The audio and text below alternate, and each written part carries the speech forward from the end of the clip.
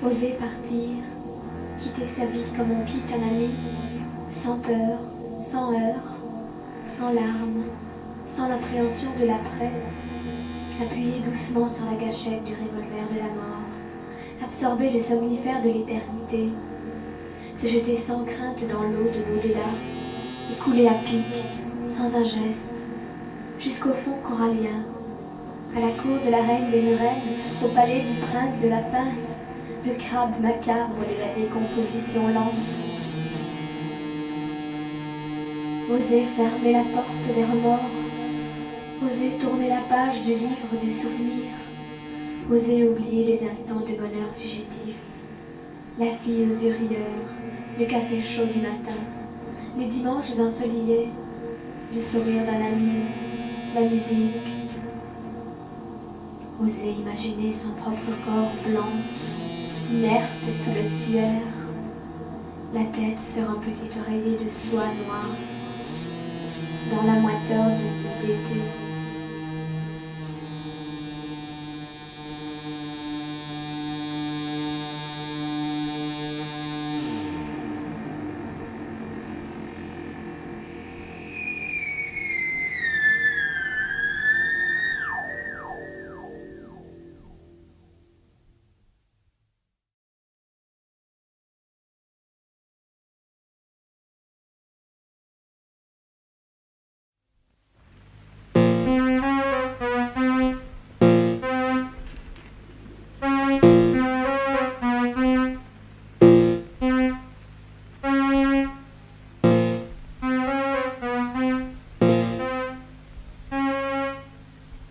Je ne me brûlerai plus le cœur aux lèvres des petites filles.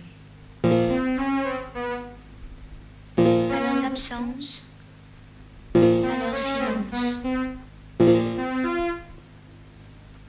à la froideur feinte de leur regard, à leurs petits sentiments d'enfant. Elles apprendront la vie sans moi.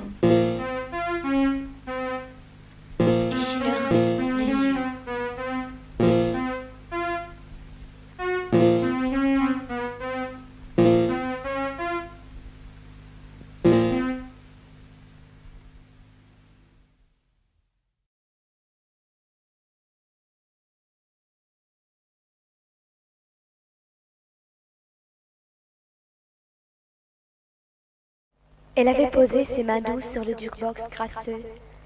Elle avait promené un regard clair, limpide, sur les habituels habitués, éternels habitués, et avait souri à un prince chevalier qu'elle venait d'apercevoir dans son rêve. Elle avait caressé de son genou gauche le plastique dépoli sous lequel éclatait un néon rouge bordel. Puis, de ses ongles lilas, elle avait appuyé sur 2 boutons jaunâtres. J3. Et la musique avait hurlé sa hargne métallique. Elle avait marqué le tempo d'un pied chaussé d'une botte mauve. Puis, avait esquissé les mouvements saccadés d'une danse instinctive. Elle dansait comme dansent les sirènes, par gros temps, les cheveux ondulants en vagues tourmentées, les bras s'agitant comme des algues blanches. Ses yeux lançaient des étoiles argentées. Les perles de ses dents brillaient sur le fond rose de sa bouche écrin. Elle était belle, et les habituels habitués, éternels habitués, ne la regardaient pas, ne souciaient même pas de ses pas, de ses appâts. Soudain, d'un geste sec, elle empoigna une bouteille et la brisa sur le bar noir, sur le bar sale, et les éclats de verre se figèrent un instant dans l'air avant de retomber en pluie sonore, pluie de mort. Elle s'arrêta et avec un sourire fier, sourire de reine, se taillada quitter son verre l'éveil. Et un sang chaud de vie éclaboussa le jukebox crasseux, tache de rubis sur le plastique dépoli sur lequel éclatait un néon rouge bordel. Elle trébucha et à genoux porta les mains à son cou et émit un petit cri qui ne fit pas se retourner les habituels habitués, éternels habitués, qui ne la regardaient pas, ne se souciaient pas, même pas de son trépas.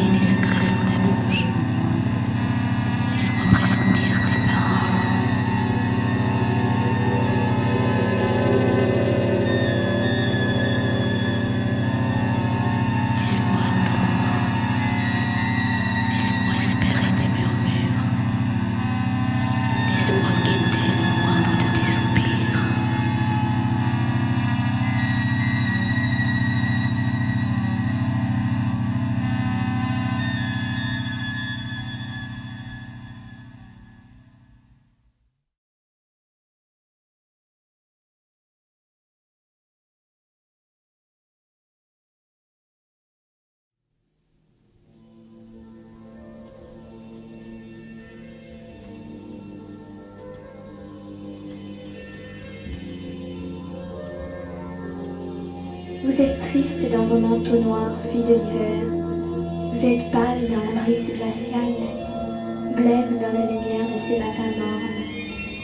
Quand les cloches sonnent le glas, vous suivez en long cortège sombre l'enterrement des beaux jours, les jours ensoleillés des jours d'été. Vous êtes seul dans vos corps frissonnants. Vous avez laissé un peu de votre âme dans ce pays merveilleux que votre jeunesse rendait plus merveilleuse encore. Et vos doigts sont lourds dans vos poches, et vos yeux sont un peu plus gris chaque jour. Vous étiez doré dans le soleil, doré comme le sable doré, brûlante comme le soleil brûlant. Et la mer vous caressait le corps de ces vagues vivantes, vous modelait le corps. Et vous étiez belle, sauvage, les cheveux au vent, les yeux brillants, à la fois plus brûlants que les soleils et plus doux que la mer, à la fois plus chaud que le sable et plus tendre que la mer. Vous n'étiez plus ces enfants des villes maladives, vous étiez à nouveau des étoiles de mer roses et vivantes, scintillantes, mouvantes, irisées. Vous étiez à nouveau de vraies femmes, des femmes vraies, libérées de vos modes prison, de vos habitudes carcans. Et le moindre grain de sable était un diamant sous le chaud soleil caliente. Et chaque goutte d'eau salée sur votre peau est une perle un peu piquante, un peu vivante sur votre peau vivante, enfin vivante. Vous êtes blême dans vos manteaux noirs, fille de l'hiver, fille de ville, des villes de l'hiver, de l'éternel hiver. Et vous marchez en longue procession, vous suivez le fil de votre vie, tristement, jusqu'au prochain été.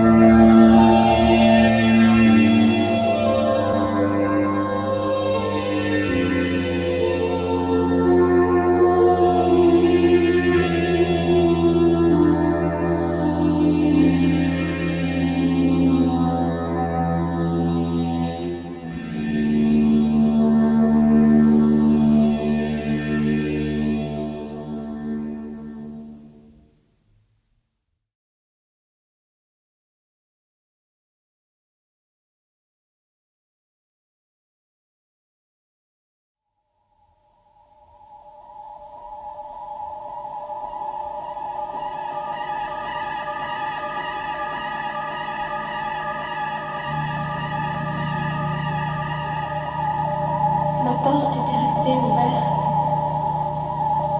Je l'avais attendue toute la nuit. J'étais restée sur la pierre froide du seuil et j'avais scruté désespérément l'obscurité, croyant parfois percevoir le reflet de la lune dans ses yeux brillants. Je l'avais espéré toute la nuit et j'avais prié Dieu, leur Dieu auquel je ne crois pas, pour que mon appel silencieux effleure son âme et qu'elle vienne. Comme un bateau fou, comme un oiseau attiré par la lumière d'un phare. Je l'avais désiré toute la nuit, et j'avais entendu dans le souffle du vent sa voix me chuchoter des mots inventés, des mots parfumés. Je l'avais attendu toute la nuit, et l'aube m'avait trouvé grelottant, blême, avec des larmes séchées au coin des yeux. Ma porte était restée ouverte. Je l'avais attendue toute la nuit.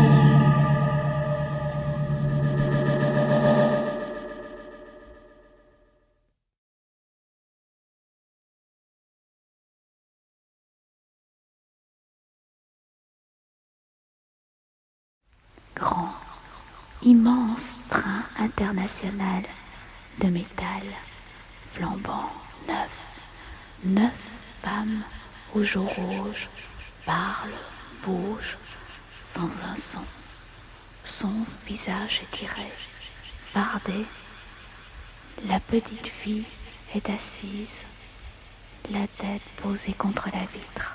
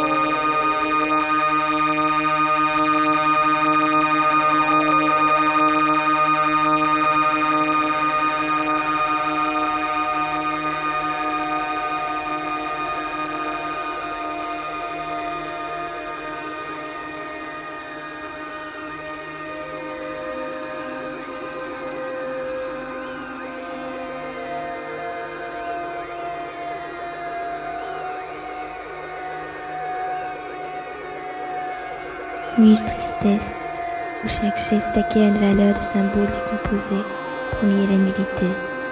Mille vibrantes de secousses maléfiques, quand je me rends compte de ma solitude morale, quand mon enfant se meurt, englouti dans un néant trop absurde. Nuit malsaine, où le violet des lunes de l'ailleurs se teint de rouge sang.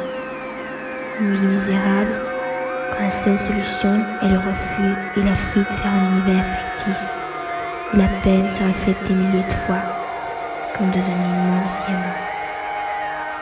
Nuit silencieuse, nuit blafarde, quand les yeux ont rejeté leur acide intérieur, quand l'être se sent là, quand l'âme s'est fondue, mon magma.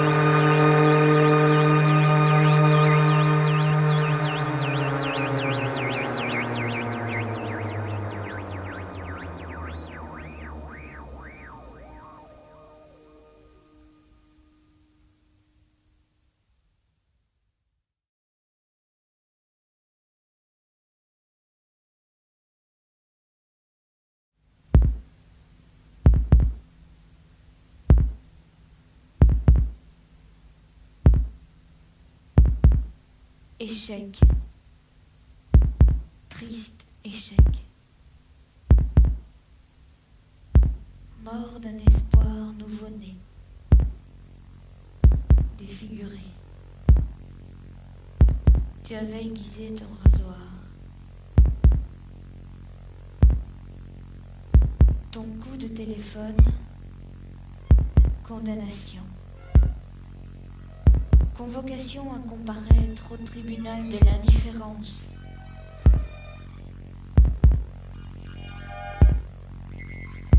Tu étais juge et bourreau. Aucune chance. Échec. Tu n'aimais plus mes lettres. Tu n'aimais plus mes mots. Meurtre. Meurtre d'un espoir nouveau-né. D'un fragile espoir étonné. Défiguré. Violence. Pourquoi ces coups aveugles? On peut donner la mort avec douceur, avec tendresse. Tendresse. Il suffit d'aimer, d'amour, aimer vraiment. Il t'aurait suffi de m'avoir aimé vraiment.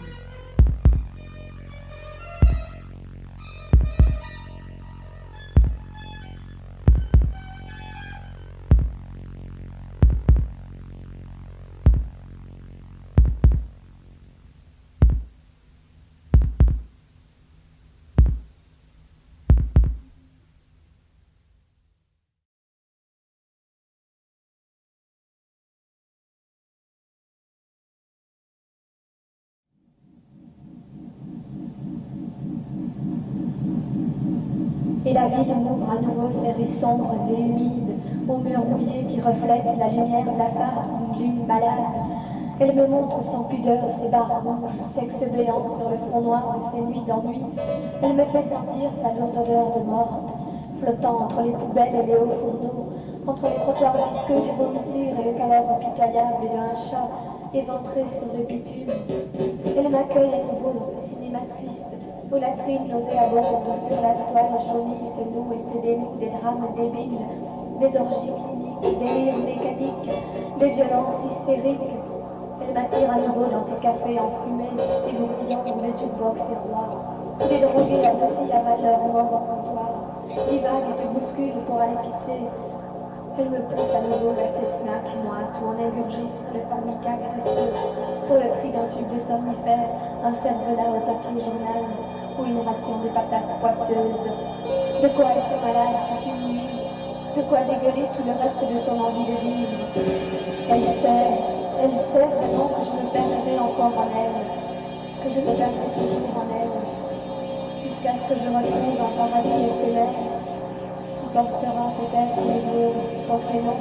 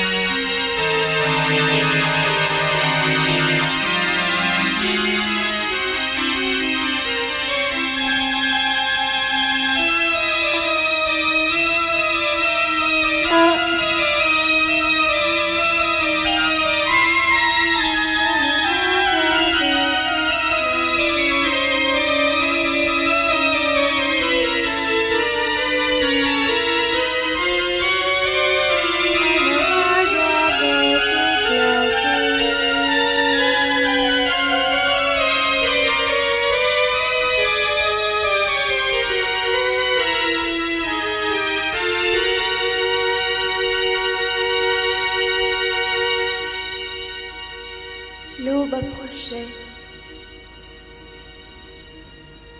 Les lumières vacillantes des étoiles se reflétaient encore dans l'immense étendue d'eau grisâtre qui clapotait jusqu'à l'horizon.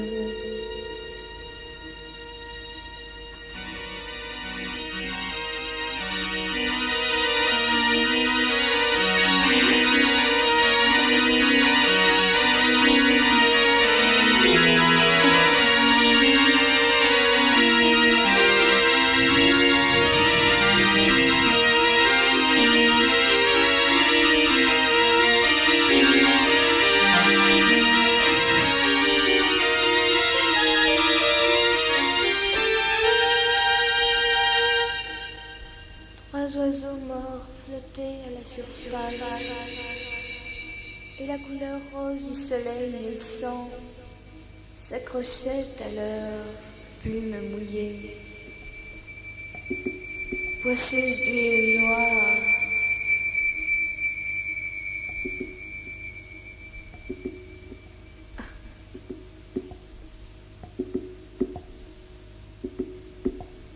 Deux hommes grenouilles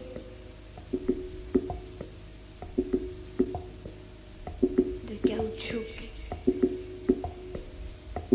rouge se tenaient enlacés sur le rivage. Et quand ils se regardaient, leurs masques à l'oxygène se touchaient avec le bruit mat de fruits s'écrasent.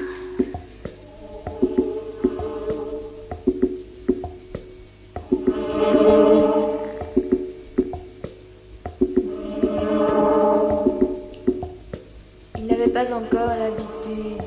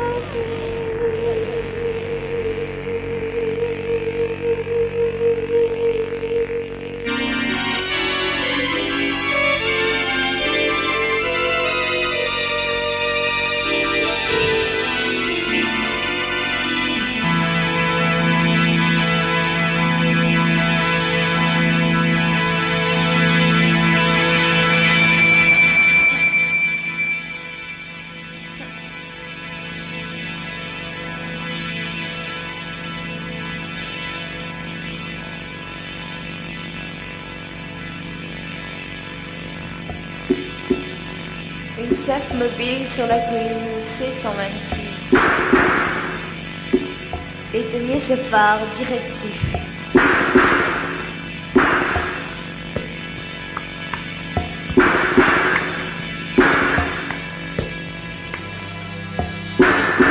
Seule la cabine de pilotage était encore éclairée.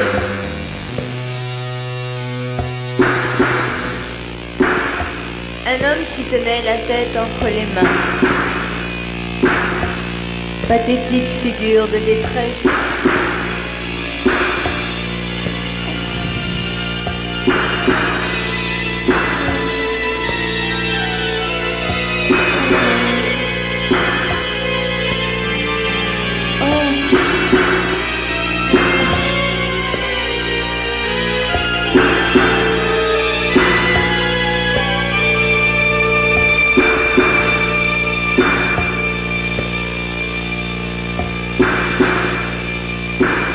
lourde impuissance d'humain face à la mer.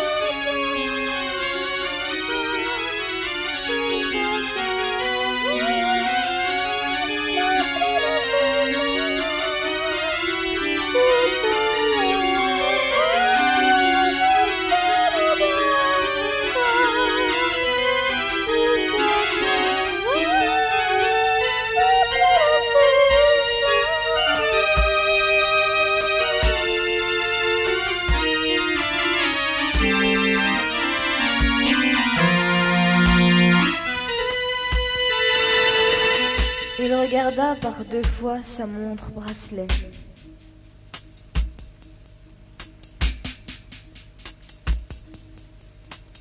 Aurait-il la force d'aller jusqu'au bout? D'aller jusqu'au bout.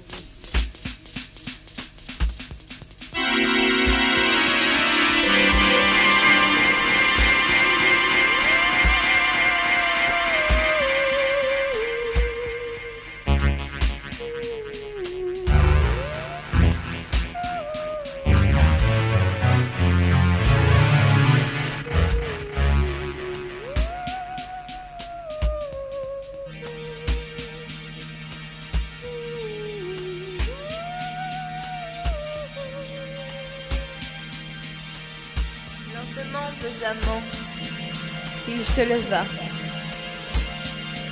Et après un regard d'affection, un chien mauve roulait en boule sur l'échelle coaxiale. Il ouvrait la porte du sas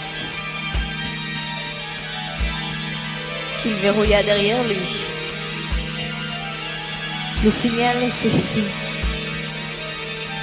Le signal se fit entendre et le chien se mit à hurler. À hurler à mort.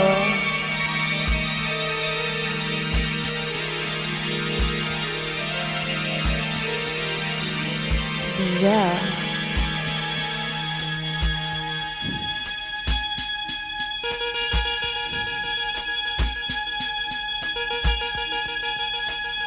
L'instinct était encore présent. Bizarre.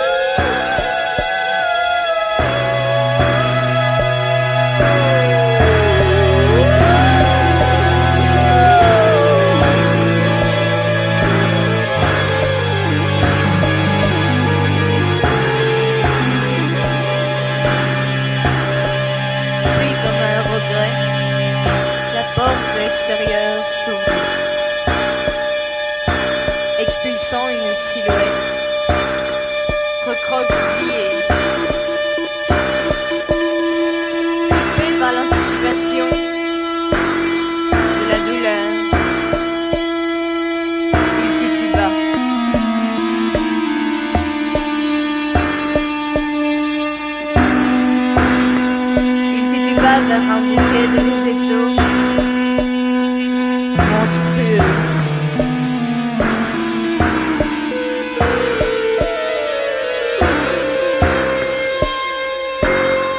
Il ne durait pas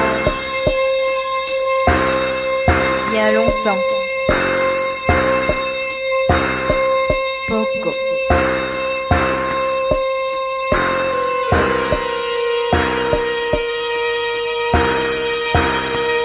Mica troppo lontano.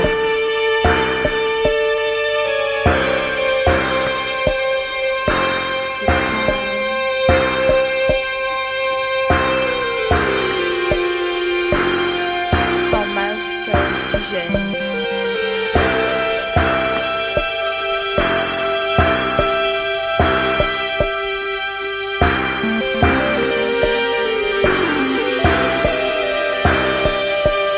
Depuis une année,